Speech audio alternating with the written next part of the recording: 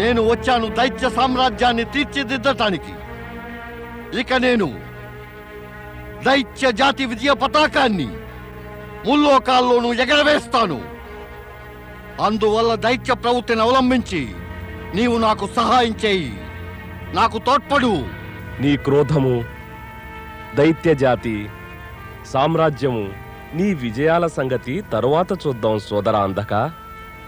నీవు ముందు ఒకటి చెప్పు, మన్మధుడి వంటి ఈ రూపాన్ని ఎలా పొందగలిగావు? ఉన్నట్టుండి ఇంత పెద్ద మార్పు ఎప్పుడు, ఏ విధంగా జరిగింది? ఇందులో మార్పేమీ లేదు. ఇది నా మూల స్వరూపం. ఇంతకు ముందు నేను అంధుణ్ణి, దైత్యుల గౌరవం ఎరుగనివాణ్ణి. కానీ ఇప్పుడు నాకు దివ్యమైన దృష్టి ప్రాప్తించింది.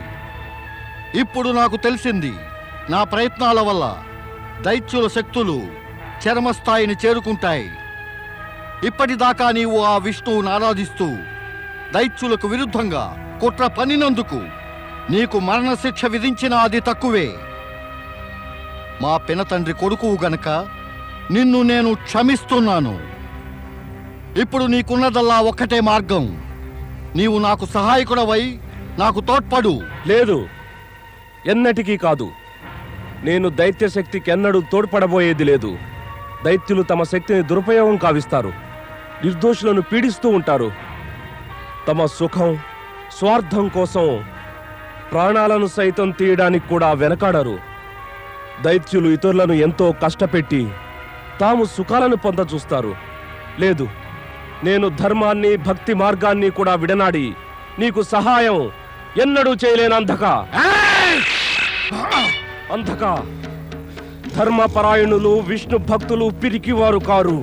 నీకు ఖడ్గపు భాష మాత్రమే అర్థమైతే నేను కూడా నీతో అదే భాషలో మాట్లాడతాను అంధక. ఇంత సాహసమా? ధర్మంపై విశ్వాసమున్న వారి సాహసానికి పరిమితులుండవు అంధక. నేను నీ అపవిత్రమైన ఉద్దేశాలు, నీ అత్యాచార ప్రహారాలను వ్యర్థం కావించి నీవిక్కడికి అనుమతి లేకుండా ప్రవేశించినందుకు శిక్షిస్తాను. ఆపు నీ అధిక ప్రసంగం.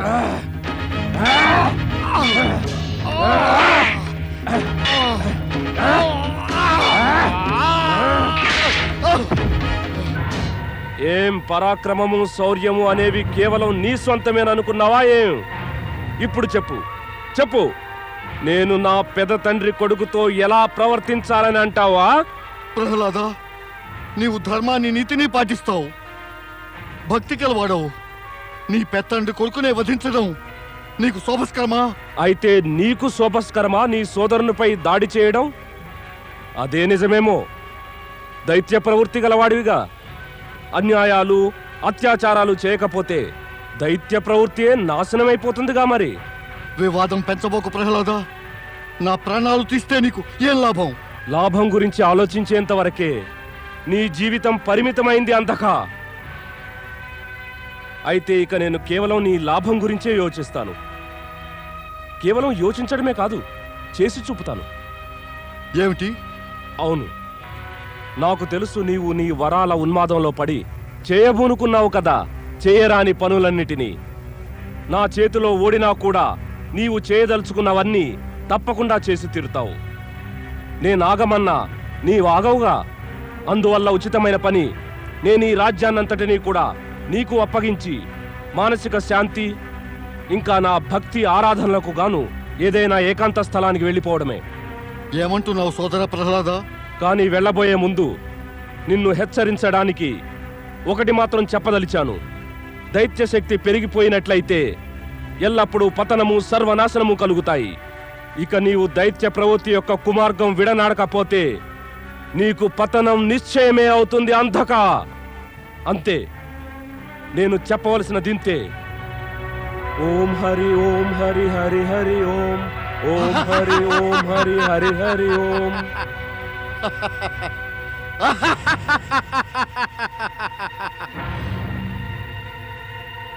మంచిదైంది, ప్రాణాలతో బతికిపోయాడు. ఉట్టి పిరికి పంద. ఇక్కడుంటే నా చేతిలో చచ్చేవాడి.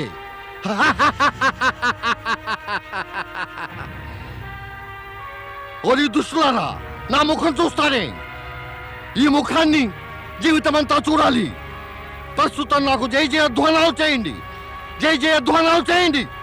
మహాబలి దైత్యరాజు అంధకాసురునికి మహాబలి దైత్యరాజు అంధకాసురునికి ఓం హరి ఓం హరి హరి హరి ఓం ఓం హరి ఓం హరి హరి హరి ఓం ఓం హరి ఓం హరి హరి హరి ఓం ఓం హరి ఓం హరి హరి హరి ఓం ఓం హరి ఓం హరి హరి హరి ఓం ఓం హరి ఓం హరి హరి హరి ఓం నారాయణ నారాయణ నారాయణ నారాయణ. దేవర్షి నారద, ఈ ప్రహ్లాదుడి వినమ్ర ప్రణామం స్వీకరించండి దేవర్షి. మంగళం కలుగుగాక. కానీ ప్రహ్లాద, ఈ తపస్వి వేషంలో ఈ వనంలో ఎందుకు తిరుగుతున్నావు? అంతా కుశలమే కదా? అవును దేవర్షి, అంతా కుశలమే. అలా అనిపించటం లేదు ప్రహ్లాద. ఓ సంగతి చెప్పు, ఇలా ఎక్కడికి బయలుదేరావు? గురువర్య, నేను దైత్యుల సామ్రాజ్యాన్ని దైత్య అంధకాసురుడికి అప్పగించి విష్ణు భక్తి కోసం, నా మానసిక శాంతి కోసము తగిన స్థలానికై వెతుక్కుంటూ బయలుదేరాను. అక్కడ దైత్యుల ఉపద్రవపు నీడైనా ఎన్నడూ పడకూడదు దేవర్షి. సజ్జనులెప్పుడూ మంచివాటినే కోరుకుంటారు, ఇక దుర్జనులు అలా కాదు. నారాయణ నారాయణ. నీ వంటి భక్తులకు అదే శోభస్కరం ప్రహ్లాద. నీవిక శ్రీహరి ఆరాధనను మొదలు పెట్టాలి. మరొక విషయం మరువకు, త్వరలో అంధకాసురుడి అంతం సమీపిస్తుంది. అతన్ని నేను కూడా హెచ్చరించాను, జాగ్రత్తగా ఉండమన్నాను దేవర్షి. భగవంతుడు అతడికి మంచి బుద్ధినివ్వాలనే నా కోరిక. నీ వంటి సజ్జనులు సత్పురుషులు సదా ఇతరుల హితాన్నే తలపెడతారు. కానీ దుర్జనులు అహంకారంతో చివరికి తమ స్వార్థం గురించి కూడా చూసుకోలేరు. ఈ అంధకాసురుడు అటువంటి వాడే. అతడు పరమేశ్వరుని స్వేదం నుంచి ఉత్పన్నమయ్యాడు. ఇక అతడి అంతం కూడా ఆ పరమేశ్వరుని చేతనే జరగాలి. తన మృత్యువుకు ముందు అతడేం దుశ్చర్యలు చేస్తాడో అనేది ఆ పరమేశ్వరుడికే తెలియాలి. అవును, ఆ పరమేశ్వరుడి లీలను ఎవరెరగగలరు దేవర్షి? ప్రహ్లాద, నీవేమో శ్రీహరికి అత్యంత ప్రియభక్తుడవు. ఆయన కృప నీడలా నిన్ను వెంటాడుతుంది. అనతి కాలంలోనే తప్పక నీవు మునుపటి గౌరవం పొందగలుగుతావు. నేను గౌరవాన్నేం కోరుకోవడం లేదు దేవర్షి. నేను కేవలం ఆ మహావిష్ణువు యొక్క కృపను, తమ యొక్క ఆశీర్వాదాన్ని కోరుకుంటాను. మీరు నాకు మార్గదర్శకులైనందువల్ల మీకు నేను ఎల్లప్పుడూ కూడా రుణపడే ఉంటాను దేవర్షి. నీకు సదా శుభమే కలుగుతుంది. నారదుడి ఆశీర్వాదం పొందిన ప్రహ్లాదుడు భక్తితో తపస్సు చేసుకోవటానికై ఏకాంత స్థలానికి వెళ్ళిపోతాడు. కానీ అధర్మాన్ని, అవినీతిని అనుసరించే అంధకాసురుడి మనోవాంఛ మాత్రం ఒక్కటే. ఏదో ఒక విధంగా దేవేంద్రుడికి మానసికంగా బాధ కలిగించాలి. దేవేంద్రుడు కూడా నిత్యము జరగరానిదేదో జరుగుతుందేమోనన్న అనుమానంతో చింతిస్తూ ఉండిపోతాడు. ఎందుకు ఇలా జరుగుతుంది? ఎప్పుడు మనకే ఇలా జరుగుతుందేమిటి? ఎప్పుడు మనకే ఎందుకు ఇలా జరగాలి దేవగురు? ఎందుకు జరుగుతోంది, ఎలా జరుగుతోంది అని ఆలోచించేందుకు వ్యవధి లేదు దేవేంద్ర. జరగవలసినదేమిటో దాన్ని గురించి ఆలోచించు. మనం జాగ్రత్తగా ఉంటూ స్వర్గాన్ని రక్షించుకోవడం ఎంతో అవసరం. ఎందుకంటే అంధకాసురుడు ఏ క్షణమైనా స్వర్గంపై ఆక్రమణ చేయవచ్చు. దేవతలారా, దేవగురువు సరిగానే చెప్పారు. మనం రాక్షసుల ఆక్రమణకు ప్రత్యుత్తరం ఇవ్వాలి. మహాబలి అంధకాసురునికి కాస్త ఆగు ఇంద్ర, కాస్త ఆగు. నాతో నీవు యుద్ధం చేయడం అనేది వ్యర్థమే. ఎందుకంటే నీవు ఓడిపోక తప్పదు. దైత్యరాజా అంధకాసురా, యుద్ధం చేయకుండానే గర్వంతో విరవీగుతున్నావు.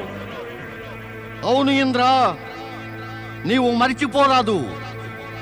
నీ శ్రేయోభిలాషి అయిన బ్రహ్మయే నాకు వరాన్నిచ్చి ఉన్నాడు. నేనిక దేవ, దానవ, మానవుల్లో ఎవరి చేతిలోనూ చావబోయేది లేదు.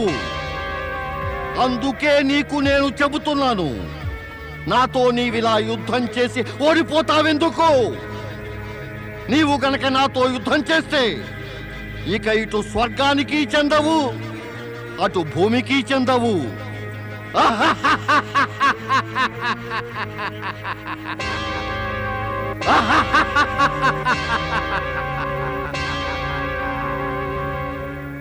సరే కాని ఇంద్ర, స్వర్గంలో అప్సరసలుంటారట. చెప్పు ఇంద్ర, నేను విన్నదంతా కూడా నిజమేనా? స్వర్గంలో అప్సరసలుండరు?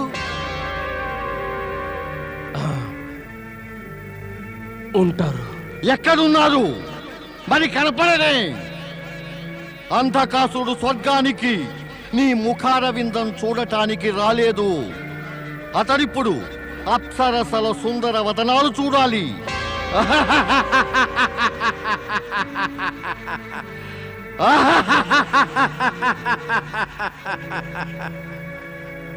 నిజమేనా ఇంద్ర? నీవి స్వర్గంలో ఉంటూ ఎన్నో సుఖాలు అనుభవించావు. నీవు అనుభవించిన సుఖాలు ఈ తరుణులెవ్వరూ అనుభవించాలని కోరుకోకూడదా? ఇప్పుడు ఈ స్వర్గంపై నీకు అధికారం లేదు కదా. ఆ సుఖాలు కోల్పోయినందువల్ల విచారిస్తున్నావు. మరి ఈ స్వర్గంపై అధికారం పొందిన పిమ్మట నేను అవే సుఖాలను పొందలేకపోతే నాకు బాధ కలుగుతుంది.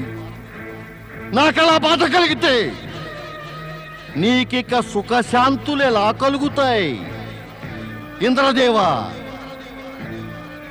అందుచేత మనిద్దరికీ హితం కలగాలంటే నీవింక వెళ్ళి ఆ అప్సరసల్ని పిలుచుకురా. అసుర రాజా, నీ మాటలను కట్టిపెట్టు. దేవేంద్ర, ఈ అసురరాజు తానై యుద్ధం చేయదలచకపోతే మీరు ఆయనతో సహకరించడం మంచిది. తమ ఆజ్ఞ పాటిస్తాను గురుదేవా. వినీంద్ర, ఇంకా ఈ స్వర్గ సభలో అప్సరసలతో పాటు ఇద్దరు వ్యక్తులే ఉంటారు. ఇంద్రుడు, ఈ మహాబలి అంధకాసురుడు. మీరంతా వెళ్ళండి.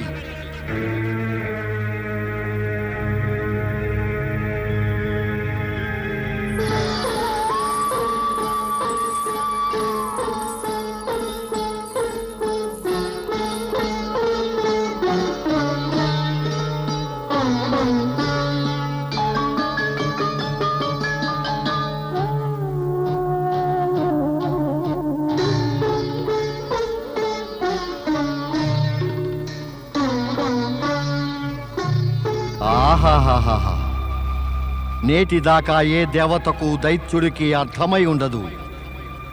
కానీ నాకు అర్థమైపోయింది ఇంద్ర. ఒక గొప్ప సత్యం నాకు అర్థమైంది. నీకు కూడా అర్థమైందా? ఏమిటా గొప్ప సత్యం అంధకాసుర? అదే, నీవు నీ యొక్క దేవతలు స్వర్గపు సింహాసనాన్ని వదిలిపెట్టడానికి ఎప్పుడు సిద్ధపడలేదంటే, మా పూర్వజులైన దైత్యులు స్వర్గంపై అధికారం పొంది ప్రవేశించడానికి ఉవ్విళ్ళూరేవారంటే ఈ అప్సరసల కోసమే. మీ దేవతలకే కాదు అప్సరసలు కావాల్సింది, మా వంటి దైత్యులకు కూడా. తక్కిన విషయాల్లో అభిప్రాయ భేదాలు ఉండవచ్చునేమో, కానీ అప్సరసల విషయంలో ఒక్కటే మనమంతా. వారు మిమ్మల్ని ఆకర్షిస్తారు, కానీ మా మనసును మా తనువును కూడా ఆకర్షిస్తారు.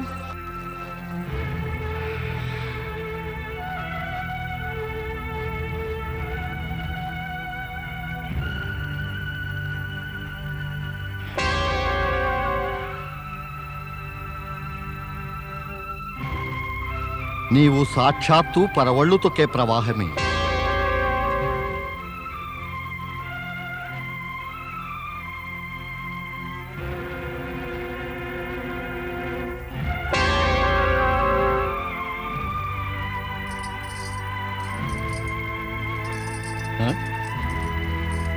నీ రూపమనే మదిరను మా నేత్రాలు గ్రోలుతూనే ఉన్నాయి. ఈ లేడి వంటి కన్నులు, ఈ పూదీవెలా అలరారుతున్న నీ సొగసు, ఇవన్నీ చూసిన పిమ్మట తక్కిన మదరలేవి తాగవలసిన అవసరమే కలగదు.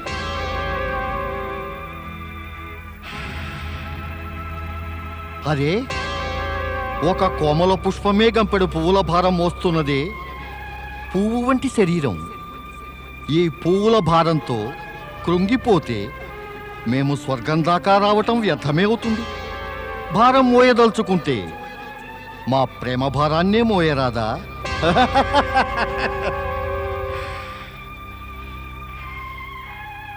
సుందరి, నీ ఈ బంగారు మేను చూశాక ఈ ఫలాలను చూడబుద్ధి కావటమే లేదు.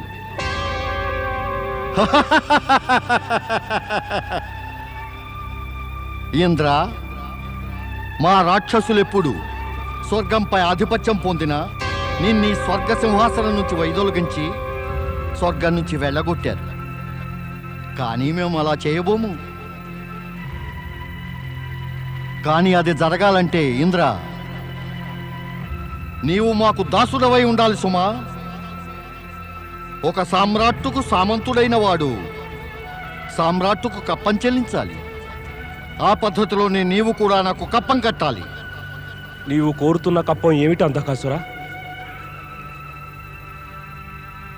మొదటిది ఈ అందమైన అప్సరసలు మా రాజ్యసభకు వన్నె తేవాలి. రెండవది యజ్ఞాల వల్ల నీవు పొందే హవిస్సులపై మాకు అధికారం ఉండాలి. ఆ యజ్ఞాల ప్రభావం నుండి మేము సురక్షితంగా ఉండగలం. ఏం ఆలోచిస్తున్నావు? ఏమీ లేదు.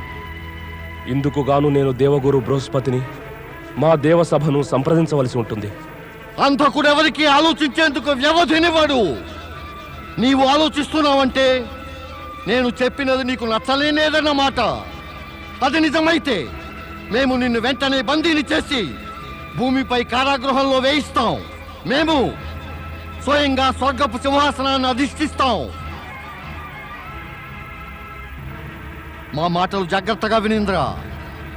బ్రహ్మదేవుని నుంచి మేము పొందిన వరం వల్ల దేవతల శక్తులు సర్వనాశనమైపోయాయి. మమ్మల్ని ఎదిరించే దుస్సాహసం చేసినట్టయితే దానికి పరిణామం ఎంతో భయానకమవుతుంది. లేదు దైత్యరాజా, లేదు. తమరిని ఎదిరించాలని అనుకోవటం లేదు. నేను సంతోషంగా తమకు కప్పం కట్టేందుకు అంగీకరిస్తాను. నేటి నుంచి ఈ అప్సరసలు తమ అధీనంలో ఉంటారు. నీవు నేడు బుద్ధిగా వ్యవహరించావు ఇంద్ర. నేటి నుంచి ఈ అప్సరసలందరూ మాకు దాస్యం చేస్తూ ఉంటారు.